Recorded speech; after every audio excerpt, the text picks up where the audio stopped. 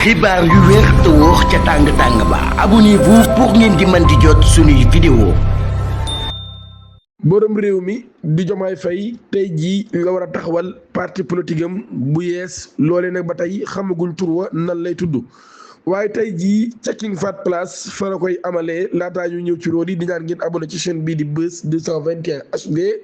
activé cloche de notification bi ginnaaw ab annonce bu ñu defoon xam le ni le 8 août lañu koy amal ci loolu yi ginnaaw ba nag ñu daal di gën a avancé li nga xam ne moo di date bi wala sax ñu daal di koy gën a jegesil date bi daal di koy indi le 25 tey jii ci samedi bi nag le 25 bi ca King Fahd Palace ñu ngi fay xaar ab délégation bu dara jóge fu nekk dem ñu taxawal parti bii nga xam ne moo di parti bu président de la république Bassirou Diomaye Diakhar Faye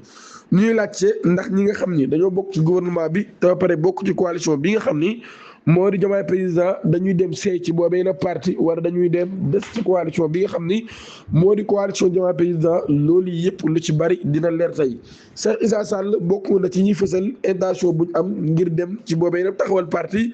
ak ñeneen ñu bëree bëri ku ci mel ni Mimi Touré bi nga xam ni jàpp nañ ni moom sey na ci parti ba pare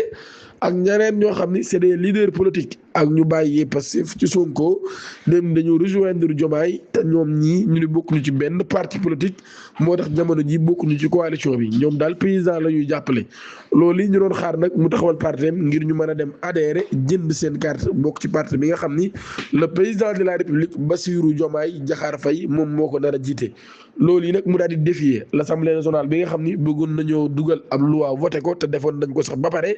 waaye dara da caa mujjul jàll ngir loolu yi bu amee ki nga xam ne moo di président de la république ci boppam dootul mën a jiite benn parti politique ba di coalition wala mouvement maanaam daal moom